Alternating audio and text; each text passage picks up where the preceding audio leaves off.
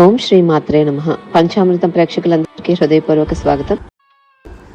June 2, 2026న జరిగిన ఒక అత్యంత ముఖ్యమైన గురుగ్రహ గోచారం గురించి ఈరోజు చెప్పబోతున్నాను. యాక్చువల్గా ఈ గోచారం అంటే చెప్పడం లేట్ అయింది. రిజల్ట్ అనేది జూన్ 2నే జరిగింది. కాకపోతే కొంత బిజీ షెడ్యూల్ వల్ల కుదరలేదు. దానికోసం అందరికీ క్షమాపణలు. అయితే ఈ గోచారం చాలా ప్రత్యేకమైనది కాబట్టి ఒక వీడియోలో పూర్తి చేయడం సాధ్యం కాదు. అందువల్ల గురుడు కర్కాటక రాశిలో ప్రవేశించిన తర్వాత కలిగే ఫలితాలు అనేక భాగాలుగా నేను మీతో చెప్తాను. అంటే ఇది ఒక పార్ట్ అనేది నేను చెప్తున్నాను. ఫేజ్ 1, 2, 3 అనేవి ఉంటాయి ఇందులో. సో కొంచెం మనం డీపర్ లెవెల్లో చూస్తాం కాబట్టి ఫలితాలు అనేవి డీపర్ లెవెల్ అనాలిసిస్ అనేది చేసి నేను చెప్పడం జరుగుతూ ఉంటుంది, పైన కాకుండా. సో మీకు తెలిసినట్లుగా నేను ఏ గోచారం గురించి మాట్లాడినా సాధారణంగా అందరూ చెప్పే విషయాలకి కొంచెం భిన్నంగా లోతైన విశ్లేషణ అందిస్తుంటాను. ఈసారి కూడా అదేవిధంగా కొన్ని ప్రత్యేక అంశాలు కూడా చర్చించబోతున్నాను. మొదటిగా గురుడు కర్కాటకంలో సంచరిస్తూ పునర్వసు, పుష్యమి, ఆశ్లేష నక్షత్రాలలో ప్రయాణించడం వల్ల కలిగే ప్రభావాలు వివరిస్తాను. అలాగే నవాంశలో స్థాయిలో కూడా ఈ గోచారం ఎలా పనిచేస్తుంది అనేది కూడా నేను చూస్తాను. తర్వాత భాగాల్లో వేద, విపరీత వేద, తారాచక్రం వంటి ముఖ్యమైన గోచార సూత్రాలు కూడా పరిశీలిస్తాను. ఎందుకంటే కేవలం గురుడు ఉచ్చస్థితిలో అంటే ఎగ్జాల్టేషన్లో ఉన్నాడు కాబట్టి అందరికీ అద్భుత ఫలితాలు వచ్చేస్తాయని చెప్పడం పూర్తిగా సత్యం కాదు. ఇతర గ్రహాల స్థితులు కూడా గోచార ఫలితాలు ప్రభావితం చేస్తాయి కాబట్టి సాధారణంగా ఫలితాలు మాత్రమే తెలుసుకోవాలని, ఉట్టి ఫలితాలు మాత్రమే తెలుసుకోవాలని అనుకునేవారైతే, అంటే ఈ యొక్క మార్పులు ఇవన్నీ కూడా జాతకరీత్యా వచ్చే పదాలు అర్థం కాని వారు తమ రాశి ఫలితాలు ఒక్కటి చూసుకోండి ఇందులోంచి. కానీ జ్యోతిష్యాన్ని కూడా లోతుగా తెలుసుకోవాలనుకునేవారు ఈ గోచారం వెనుక ఉన్న అసలు తత్వాన్ని కూడా అర్థం చేసుకోవడం చాలా అవసరం. దానికోసమే ఇవన్నీ చెప్తూ ఉన్నాను. ఇప్పుడు గురుడు కర్కాటకంలో ఉండటం అంటే ఏంటో చూద్దాం. గురుడు ప్రతి 12 సంవత్సరాలకు ఒకసారి కర్కాటకంలోకి వస్తున్నారు. కర్కాటక రాశిలో గురుడు ఉచ్చస్థితిని పొందుతూ ఉంటారు. మిథునంలో జ్ఞానం అనేది ప్రశ్నించడం, విశ్లేషించడం, పోల్చడం వంటి మానసిక స్థాయిలో పనిచేస్తే కర్కాటక రాశిలో అదే జ్ఞానం హృదయానికి చేరుతుంది. ఇక్కడ జ్ఞానం అనేది కేవలం సమాచారం మాత్రమే కాదు, అది ఒక మార్గదర్శకత్వంగా మనకి రక్షణగా, సంరక్షణగా మారుతుంది.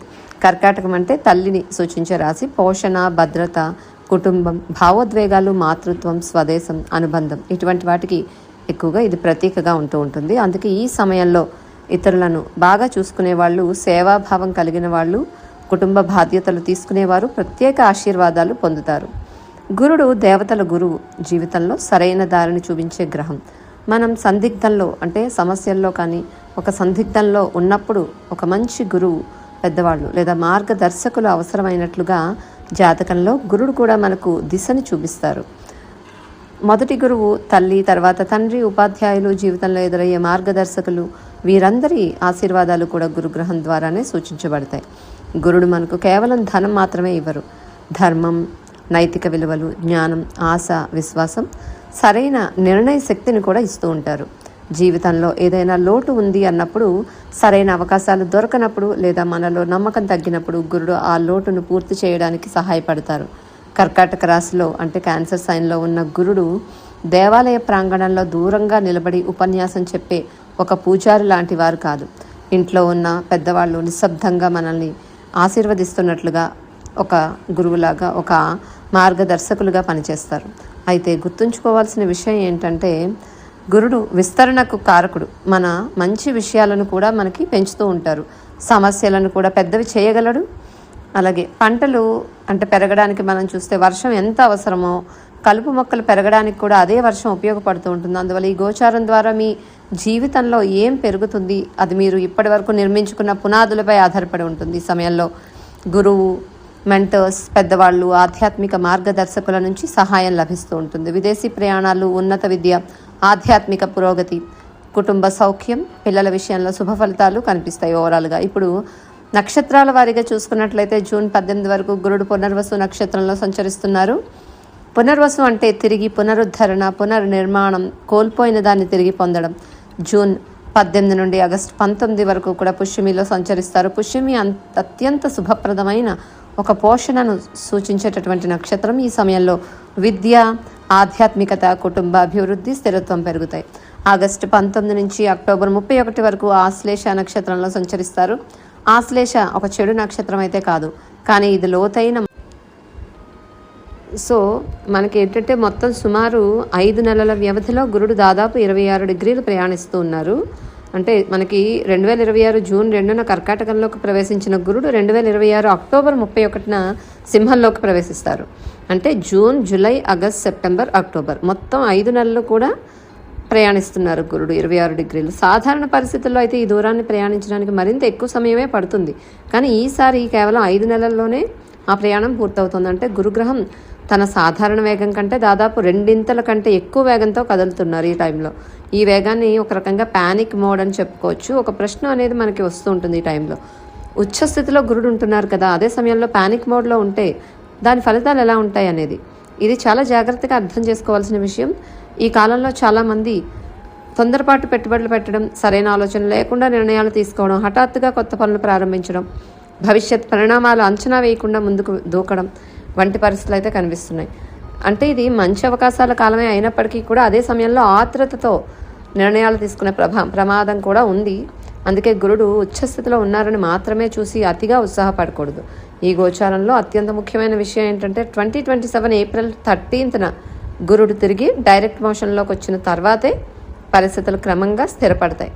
అంతవరకు ఈ గోచారం మనకు అనేక పాఠాలు కూడా నేర్పించే అవకాశం ఉంది. అందువల్ల గురుడు ఎగ్జాల్టేషన్లో అంటే ఉచ్చస్థితిలో ఉన్నారు కాబట్టి అన్నీ అద్భుతంగా అయిపోతాయని అని కాకుండా ఉచ్చస్థితిలో ఉన్న గురువు వేగవంతమైన ఆత్రతతో కూడిన పరిస్థితులను కూడా సృష్టిస్తారు అనే విషయం కూడా గుర్తుంచుకోండి. ఓకే, అందుకే ఈ కాలంలో అనవసరమైన తొందరపాటు నిర్ణయాలకైతే దూరంగా ఉండండి. ఇప్పుడు గురుగ్రహం తర్వాత ప్రయాణాన్ని పరిశీలిద్దాం. 2026 అక్టోబర్ 31 వరకు గురుడు కర్కాటకంలో ఉండి తర్వాత సింహంలోకి వస్తున్నారు. ఆ తర్వాత సింహంలో మనకి ముందుకు సాగుతూ వెనుకకు సంచరిస్తున్న కేతువు దగ్గర అవుతూ ఉంటారు. అంటే ఇక్కడ ఏంటి, 2026 నవంబర్ 12వ తేదీన సింహంలో 1 డిగ్రీ చేంజ్ ఉన్న ప్రాంతంలో గురుడు మరియు కేతువు ఈ 2 గ్రహాలు కూడా కలుస్తాయి. అంటే సంయోగం ఏర్పడుతుంది 2026 నవంబర్ 12న. అంటే 2026 అక్టోబర్ 31 సింహ ప్రవేశం, నవంబర్ 12 గురుకేతు సంయోగం ఉంది మనకి. సో ఈ 2 తేదీల మధ్యలో కేవలం 12-13 రోజులు ఉంటాయి. ఇది అత్యంత ముఖ్యమైన యోగం ఈ టైంలో. అంతేకాకుండా ఆ సమయంలో తులారాశిలో బుధుడు వక్రంలో ఉన్నారు, కన్యలో శుక్రుడు వక్రంలో ఉన్నారు. ఆకాశంలో ఒక విశేషమైన గ్రహస్థితి కూడా ఏర్పడుతుంది. ఈ అరుదైన గ్రహ సంయోగాల ప్రభావం వల్ల అంటే ఇది ఇంకా కొంచెం డీపర్ లెవెల్లోనే చెప్పాల్సి ఉంటుంది. కానీ మనకేంటంటే ఈ సంయోగం అనేది కొన్ని రకాలుగా పాజిటివ్, నెగిటివ్ 2 ఇస్తూ ఉంటుంది. సో మొత్తంగా చూసినట్లయితే మనకి పూర్తిగా స్థిరత్వాన్ని ఇచ్చే టైం అయితే కాదు.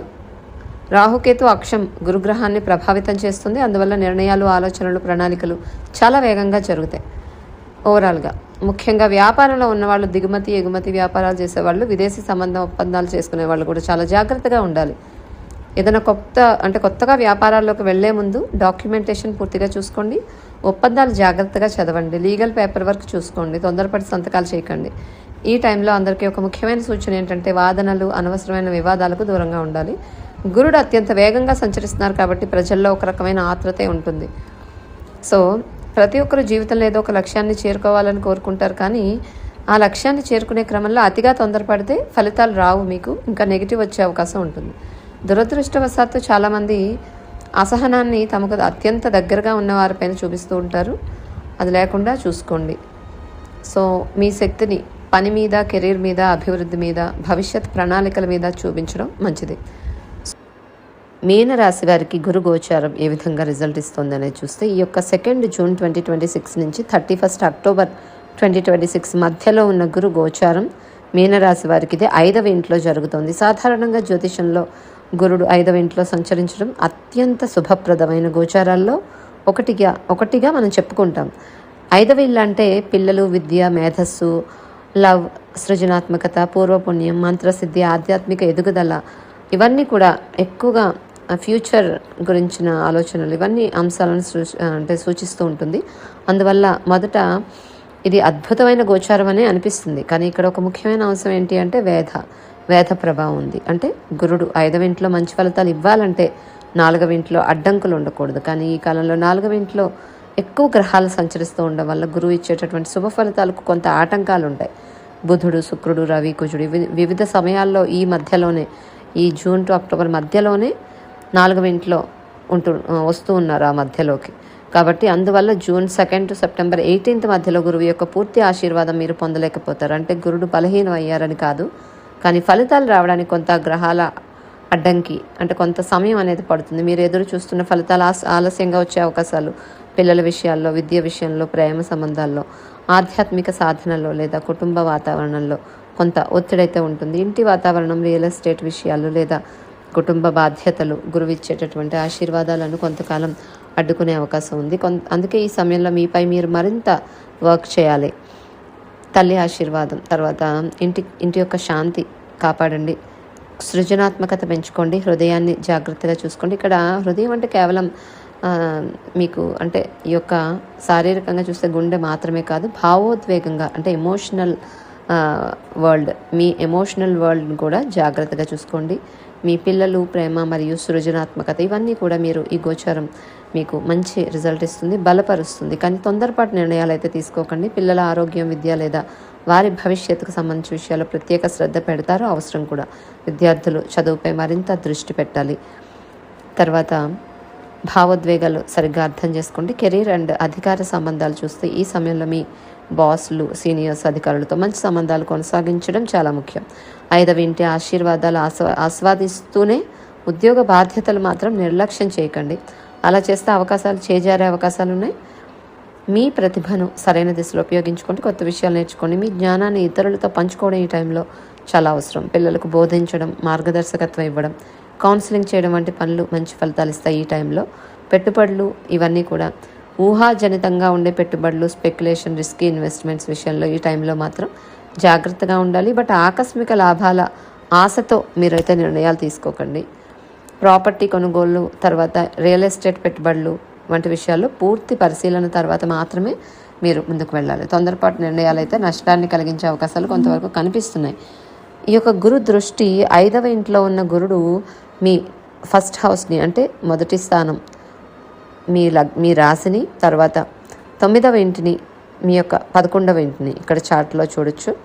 ఈ 3 ఇళ్ళ మీద ఈ యొక్క 5వ ఇంట్లో ఉన్న గురుని దృష్టి పడుతోంది. అందువల్ల వ్యక్తిత్వ వికాసం, ఉన్నత విద్య, విదేశీ ప్రయాణాలు, ఆధ్యాత్మిక పరిజ్ఞానం, అదృష్టం ఇవన్నీ కూడా, స్నేహితులు, లాభాలు, ఈ విషయాలన్నింటిలో కూడా అవకాశాలు పెరుగుతాయి ప్రయత్నించే వాళ్ళకి. కానీ ఫలితాలు పూర్తిగా రావాలంటే మీ ప్రయత్నం కూడా ఉండాలి. గోచారంలో ఉన్నప్పటికీ మీ ప్రయత్నం ఉంటేనే అది నెరవేరుతుంది. మీ నైపుణ్యాలు పెంచుకోండి, కొత్త కోర్సులు నేర్చుకోండి, జ్ఞానాన్ని విస్తరించుకోవాలి. గురు గోచారం మీకు చెప్పే ప్రధాన సందేశం వచ్చి, ఈ గోచారం మీకు ఒక ముఖ్యమైన సందేశం ఇస్తుంది. అదేంటంటే భావోద్వేగాలతో సాత్వికతను పెంచుకోండి. ఆహారం తినేటప్పుడు అవగాహనతో తినండి. ఇంట్లో మృదువుగా మాట్లాడండి, పెద్దలను గౌరవించండి, పిల్లలను ప్రేమించండి. పూజ, జపం, ధ్యానం వంటి ఆధ్యాత్మిక సాధనలు కూడా పెంచుకోండి ఈ టైం నుంచి. కుటుంబ హీలింగ్, తర్వాత కౌన్సిలింగ్, సేవాభావాలు, భక్తి ఇవన్నీ ఈ గోచారం సమయంలో ఎక్కువ శక్తిని ఇస్తాయి, శక్తివంతమైన మార్గాలు మీకు. అండ్ మీరు ఆగస్ట్ 12 అండ్ ఆగస్ట్ 28 తేదీల్లో గ్రహణ ప్రభావాల్లో ముఖ్యమైన నిర్ణయాల్లో జాగ్రత్త అవసరం. అలాగే అమావాస్య రోజుల్లో కూడా భావోద్వేగాలు నియంత్రించుకోండి. చంద్రుడు మీకు అనుకూలంగా లేని స్థానాల్లో సంచరిస్తున్నప్పుడు మానసిక ఒత్తిడి ఎక్కువగా ఉంటుంది. అది జాగ్రత్తగా ఆ టైంలో పెద్ద డెసిషన్స్ ఆ టైంలో పెట్టుకోకండి.